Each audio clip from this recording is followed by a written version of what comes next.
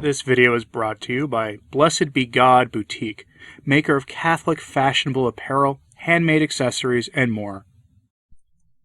A couple of months ago, I reported on something Archbishop Roach said that blew my mind. Roach is the man who is taking down the traditional liturgy, traditional sacraments, and honestly trying to take down the faith they represent. He's doing it on behalf of Francis. A couple of months ago, he said that the traditional Mass and sacraments are not compatible with the new theology of Rome, and he made it clear that he meant new religion. Today I have for you the story of how Modernists are admitting in no uncertain terms what Roach said, and they're making it clear that they demand that we follow them into perdition. They're admitting that Novus Ordo is a new religion. Think about that. Let's get into the story. But from time to time, as we often like to do, we're going to check in here with Papa Francis, the man the world still thinks is Pope. He often has some words of secular garbled wisdom to share, and he didn't disappoint us today. At his recent Angelus address, Francis enlightened us with the following, quote, "The disciple of Jesus is a humble, open person, free from prejudices and rigidities. Do I have the readiness of a disciple, or do I act with the rigidity of someone who thinks that they are right, decent, accomplished? Do I allow myself to be inwardly unhinged by the paradox of the Beatitudes, or do I remain in the confines of my own ideas?" End quote. As we know, when he's talking about rigidities, he's talking about what our forefathers would have recognized as the Catholic faith. Several months ago, he told us not to cling to our rigid certainties, by which he meant the Catholic faith, because he is in the process of building his prophesied ape of the Church, the universal Church of man, where all are welcome except many rigid Catholics who hold fast to the apostolic faith. His allies understand this, even if many Catholics still make excuses for him. An article in LaCroix magazine, printed in French but made readable to us through the magic of Google Translate, really lays this down. The Modernists are admitting that the Novus Ordo and Vatican II and the rest really brought the world a new religion that calls itself Catholic. I reported on similar statements being made by Archbishop Roach a couple of months ago, but he had the sensibility to not say it quite so blatantly. He dressed it up, this admission of his, in theological language that created enough ambiguity that most readers wouldn't understand the implications of what he was saying. The LaCroix article is far from being this subtle, though. Headline: "The end of masses of other faiths, a chance for Christ." The other faiths being spoken about here is traditional Catholicism, which they admit is a different faith than what they are preaching and practicing in the Church of the New Advent. It's an astonishing admission because it's tantamount to an admission of mass apostasy. Brace yourself for this, because what they say here reveals the mind and heart of the Modernists. From the article, quote, "The spirit of the liturgy of another quote-unquote faith, its theology, the norms of yesterday's prayer and Mass, the lex orandi of the past, can no longer without discernment continue to be the norms of today's faith, its content, our lex credendi. The reluctance would command not to think too much about the content so as not to further destabilize the Church. Quite the contrary, a faith that would still flow from yesterday's lex orandi, which made Catholicism the religion of a perverse God who causes his Son to die to appease his wrath, a religion of a mea culpa and perpetual reparation, would lead to a counter-testimony of faith, to a disastrous image of Christ. Proof, if any, the still too frequent activation of indulgences linked among other things to mass sacrifices, redemption for sin. Our masses are unfortunately always printed with a strong expiatory sacrificial character, with a propitiatory purpose in order to annihilate sin, 20 times mentioned, to bring about our salvation and to save souls from divine vindictiveness. Propitiation, which the Ecclesia Dei communities rightly defend tooth and nail with their priest-sacrificers, formed to say the holy sacrifice of the Mass, true immolation. The number of masses of reparation there borders on obsession, so much so that 10 priests concelebrating with their bishop are 9 sacrifices less for the salvation of souls. The number of the signs of the cross, 47, borders on magic.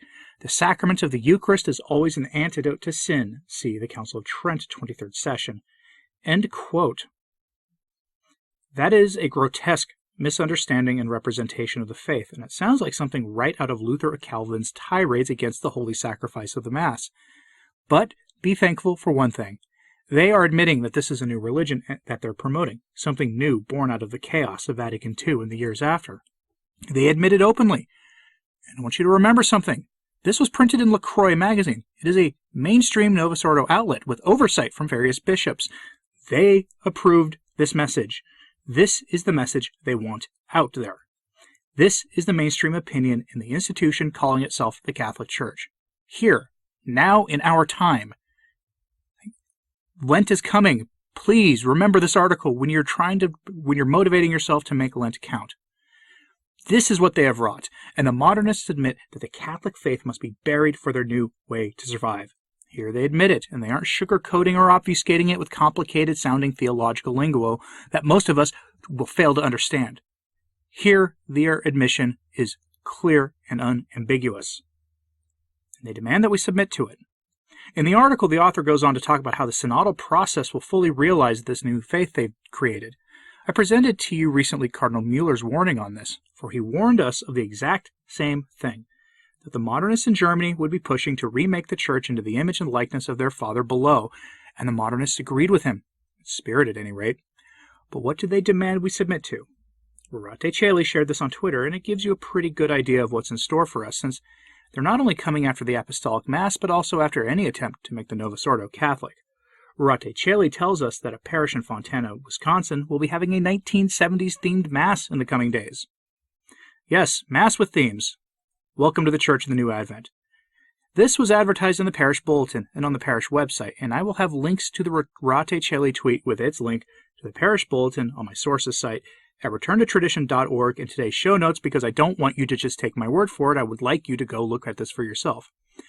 And you can find this, again, on returntotradition.org. That's the name of this podcast with a .org at the end. Skip the Patreon pop-up unless you want to become a patron, because I don't put my sources behind a paywall. It's in the post with today's episode title in it, and it has to be seen to be believed. But that is what they want us to submit to, an embracing of worldly things and the values of the world, dressed up as the Catholic faith. I mean, that parish is turning a Mass, the holy sacrifice of the Mass, into a costume party. To make this possible, Francis has decided to remake the Congregation for the Doctrine of the Faith. He did this with a new motu proprio that came out on Valentine's Day that fundamentally restructures a critical office in the Roman Curia. To give you an understanding of what the CDF does, it is responsible for safeguarding the doctrine on faith and morals. Now the office is split, with two men of Francis's choosing in charge of two new aspects of it, who then answer to, of course, his head of the office, effectively dividing it into two sections, doctrinal and disciplinary, each with a respective secretary serving under the prefect of the congregation. Here is what you'll see all the evils of Amoris Laetitia and whatever comes out of the synod pushed hard by the man Francis chooses, and a man will be dedicated to the explicit enforcement of Francis's will full time. I'll have links to the documents that by itself seem pretty innocuous until you read it in continuity with everything else Francis is doing to the Church on my sources site as mentioned above. Francis is moving to remake the Roman Curia at lightning speed, probably in anticipation of the Synod of Synods, and it will enable him to remake and redefine the faith to his own pleasing, or so it will appear to everyone. The Congregation for the Doctrine of the Faith is essential to overseeing everything related to matrimony, which the modernists have been wanting to undermine since the 1980s at least, and we get a hint of that first in Amoris Laetitia, and then in the German Synod, where the bishops approved a wide array of heterodoxy in the name of group hugs, welcoming everyone, kumbaya, and, of course, journeying together. They co-opt the name of Christ for their work, despite the fact that our blessed Lord called people to repentance and not to being journeyed with in sin.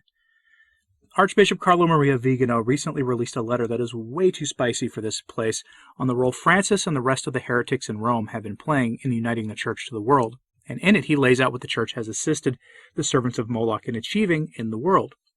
But then he says why they're doing it.